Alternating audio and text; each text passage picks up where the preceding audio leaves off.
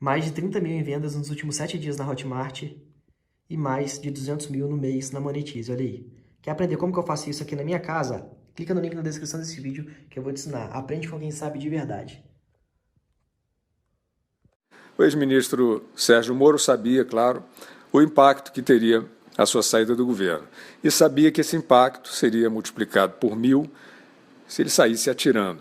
O homem que é o maior símbolo de justiça do país sabe também que não pode atirar à toa, pelo simples fato de que 200 milhões de pessoas confiam nele, mais do que em qualquer outro, como um homem justo. Essas pessoas têm a certeza de que ele só ia atirar em caso de absoluta necessidade, ou seja, se estivesse diante de um inimigo que precisa ser abatido. Sérgio Moro saiu do governo atirando, portanto, disposto a abater o presidente da República. Fez acusações contra ele de ingerência política na Polícia Federal, que imediatamente foram tomadas pelos adversários do governo como ponto de partida para um pedido de impeachment. Moro sabia que seria assim. As investigações vão buscar os fatos, vão determinar se houve crime, e não existe crime sem provas. Se Sérgio Moro tem as provas, o melhor seria ter apresentado imediatamente, especialmente porque, como já dissemos, ele é o maior símbolo de justiça do país, pelo menos até o momento. Diante de uma posição tão grave que coloca um presidente sob suspeita, a sociedade não espera de uma autoridade como Sérgio Moro alegações, hipóteses.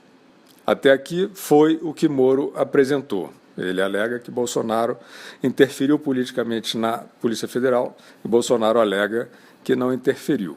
E agora? Sérgio Moro montou um aparato para divulgação da sua denúncia.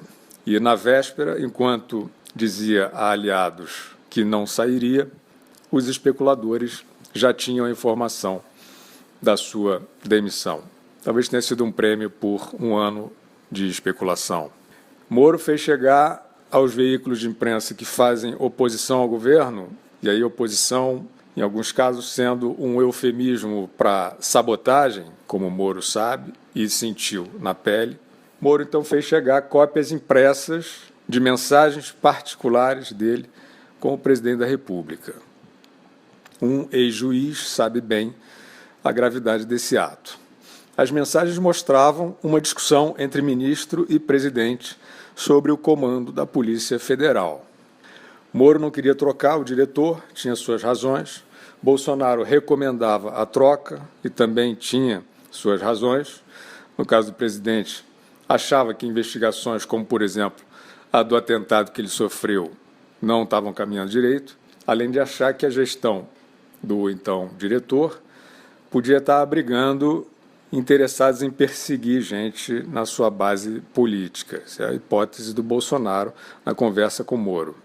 A prerrogativa da escolha do diretor-geral da Polícia Federal é do presidente e ele estava discutindo isso com o seu ministro da Justiça. Ponto. Talvez Sérgio Moro tenha informações concretas sobre quebra de autonomia da Polícia Federal pelo presidente da República e ainda vá apresentar essas informações.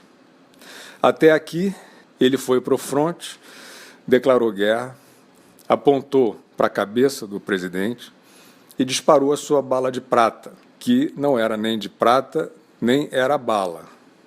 Era um dossiê de remendos de WhatsApp, parecido com aqueles que os hackers, amigos do Lula, usavam contra o próprio Moro.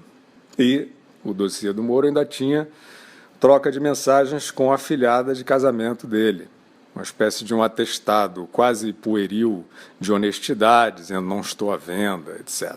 Logo ele, Moro, o herói da Lava Jato. Não é difícil que, diante daquele vazamento de quinta categoria, muita gente ali tenha achado que dessa vez não tinha sido o telefone do Moro, mas o próprio Moro, né, que foi invadido por hackers. Muita gente também vinha achando o comportamento do Moro diferente durante a epidemia do coronavírus. Diante de governadores tendo arroubos ditatoriais e descendo o sarrafo na população, Sérgio Moro postava mensagens de prudência, aparecendo lendo o livro da esposa na quarentena. Moro estava estranho para muita gente. Nesse intrigante espetáculo de dossiê, denúncia, alegação, Sérgio Moro ainda achou espaço para dizer que nos governos do PT não houve interferência na Polícia Federal, como estaria, segundo ele, havendo agora. Como diria Marcelo Odebrecht, seria o caso de recorrer à ajuda à memória. A ajuda à memória era um dos serviços VIP que o Lula e a sua quadrilha ganharam ao vender o Estado brasileiro para um cartel de bandidos. Então, vamos à ajuda à memória. Entre outras inúmeras ações subterrâneas, Dilma Rousseff tinha informação privilegiada de que a Polícia Federal ia prender o marqueteiro João Santana, homem forte do seu governo, e Dilma, assim, armou a fuga dele. Outra ajuda à memória para Sérgio Moro. A delação, João Santana está na gaveta e Dilma está solta. O ministro da Justiça, naquela época, era um despachante partidário encarregado de fazer ali, junto com o Janot e o STF, todas as investigações contra a gangue petista morrerem na praia. Moro se esqueceu de tudo isso.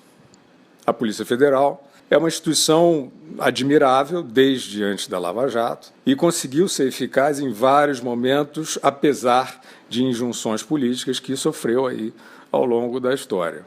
Mas citar o PT como exemplo de respeito a qualquer instituição pública equivale a oferecer o Nobel de Medicina ao coronavírus.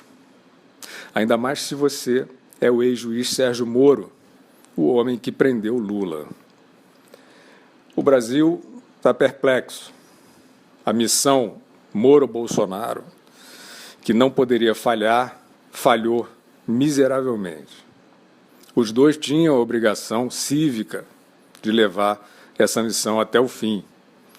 E agora? Agora é preciso entender, com muita clareza, onde está o elemento de traição ao país.